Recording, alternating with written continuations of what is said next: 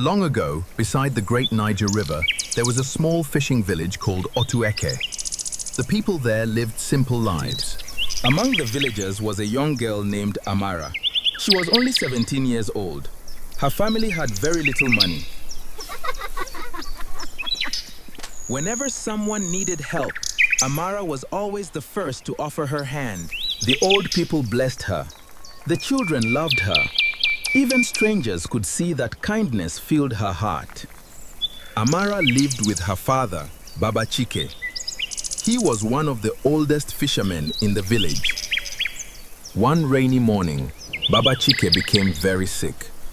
He could barely stand, but he was worried. If nobody went fishing, there would be no food and no money for medicine. Amara looked at her father and made a decision. Although she had never gone fishing alone before, she knew she had to try. Before sunrise, Amara pushed the old canoe into the river. Some fishermen watched her with concern. She kept paddling farther from the village, hoping to catch enough fish to help her father.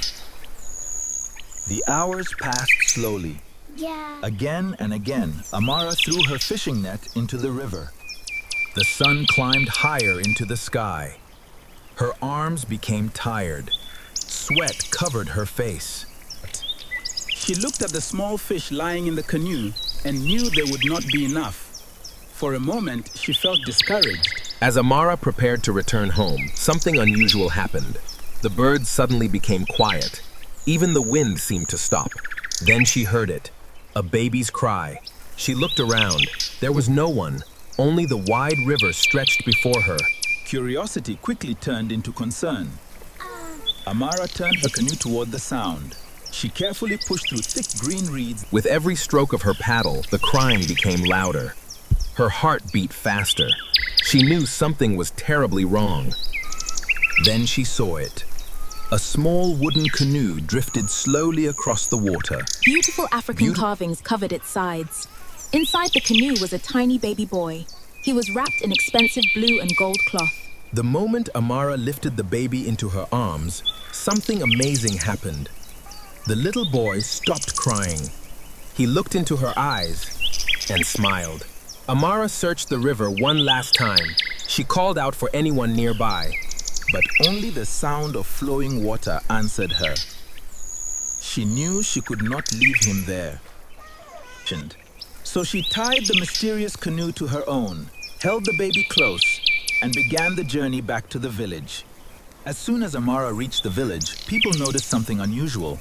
She had left alone that morning, but now she returned carrying a baby. Everyone wanted to know where the baby had come from. Amara calmly explained that she had found him alone inside a canoe drifting through the reeds.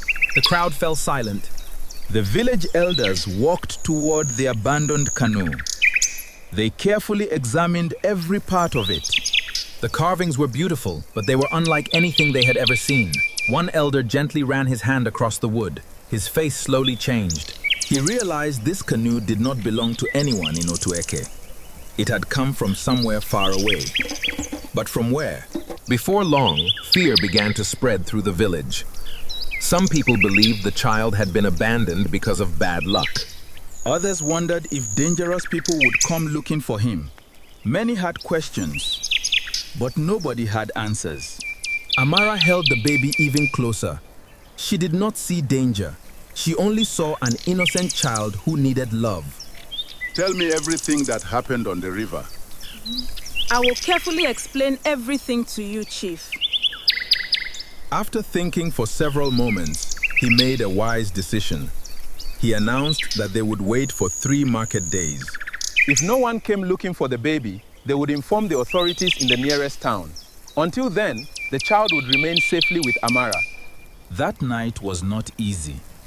The baby cried for a long time. Perhaps he missed his mother. Amara gently carried him in her arms and softly sang an old lullaby she had learned as a child. Little by little, the crying stopped. The baby closed his eyes and peacefully fell asleep. Baba Chike smiled quietly. One day passed, then another. Then another. Every morning, people looked toward the river, expecting someone to arrive. A messenger visited nearby villages to ask if anyone had lost a baby. But every answer was the same. No one knew anything. Since no one had come to claim the child, the village decided it was time to give him a name. The chief asked Amara what she wished to call him. Kelechi, Kelechi, because God has remembered him. As the weeks passed, not everyone supported Amara's decision. Some people whispered behind her back. They said no man would want to marry a young woman raising another person's child. Others laughed whenever she walked by. Their words were painful. But Amara refused to answer with anger. As the sun disappeared beyond the river, Amara looked at the little boy sleeping peacefully in her arms. She still did not know where he had come from. She did not know who had left him behind. She did not know what the future would bring. But she knew one thing with complete certainty. No matter what happened, she would never abandon him. Time never stands still. The tiny baby found in the canoe slowly grew into a cheerful little boy. Every morning, he followed Amara everywhere she went. He helped her carry baskets. He learned how to repair fishing nets. He loved watching the fishermen paddle across the river. Amara taught Kelechi many things. She taught him to respect elders. She taught him to work hard. She taught him never to look down on poor people. Every good thing you do has a way of returning, even if it takes many years. Kelechi loved learning. His teachers quickly noticed that he understood lessons faster than many other students. Whenever there was a difficult question, he was always ready to try. Before long, he became the best student in his class. But not every day was filled with happiness. Some children made fun of Kelechi because no one knew where he came from. That evening, he sat quietly outside their house. Amara noticed the sadness in his eyes. She sat beside him and gently held his hand to comfort him. As Kelechi grew older, life became more expensive. School fees increased. Books cost money. Uniforms had to be replaced. To make sure her son stayed in school, Amara worked harder than ever before. She woke before sunrise. She sold fish in the market until evening. Some nights, she skipped her own meal so Kelechi Have enough to eat. She never complained. Seeing him smile was enough for her. Years of hard work had weakened Baba Chike. One evening, he became very ill. Amara and Kelechi stayed beside him. Take care of each other. With a peaceful smile, Baba Chike closed his eyes for the last time. The family had lost a father. Life became even harder after Baba Chike's passing. There was no one left to help Amara. But she refused to give up. She remembered Baba Chike's words. And she kept working so Kelechi could continue chasing his dreams. One afternoon, the headmaster called Kelechi into his office. His excellent results had earned him something extraordinary. He had received a full scholarship to study engineering at a university in Lagos.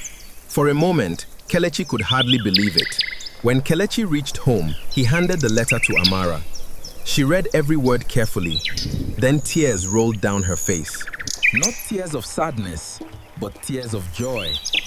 Every sacrifice she had made suddenly felt worthwhile. The morning finally arrived. Kelechi packed his small bag and prepared to leave for Lagos was very different from the quiet fishing village where Kelechi had grown up.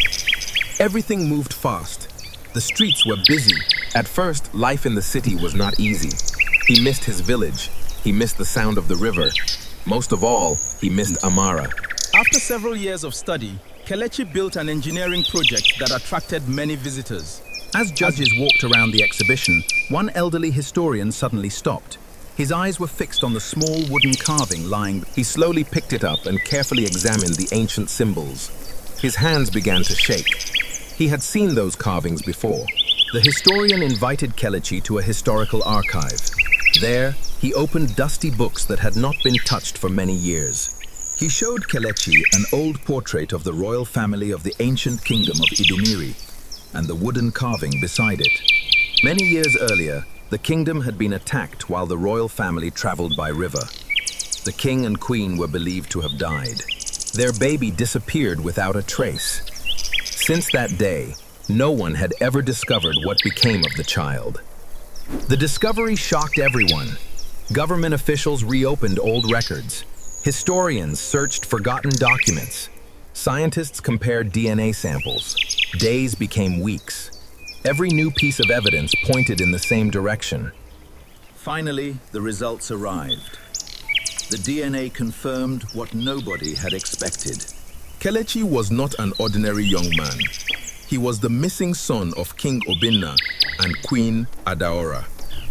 The abandoned baby found inside the drifting canoe was the lost prince of the kingdom of Idumiri. The royal council welcomed Kelechi with great respect. They asked him to return and take his rightful place in the royal family. Some people reminded Kelechi that Amara was not the woman who gave birth to him. Then he explained what family truly means. Not long afterward, Kelechi returned to Otu-Eke. The quiet village could hardly believe what it was seeing. Important visitors had come from the royal palace. Amara looked up from her work, wondering what was happening. The day of the royal ceremony finally arrived. Thousands of people gathered to welcome the lost prince. Then, in front of the entire kingdom, he knelt before her. He gently placed the crown into her hands. The crowd gasped. Life in Otu-Eke changed forever. New schools were built. New fishing boats helped many families earn a better living. But the greatest treasure in the village was not a building. It was the story of one act of kindness. Beside the river stood a monument of a young woman lifting a baby from a canoe. It reminded everyone that even the smallest act of compassion can change the future. If you enjoyed this video, don't forget to like, comment, and subscribe for more exciting stories and videos. Turn on the notification bell so you never miss an upload.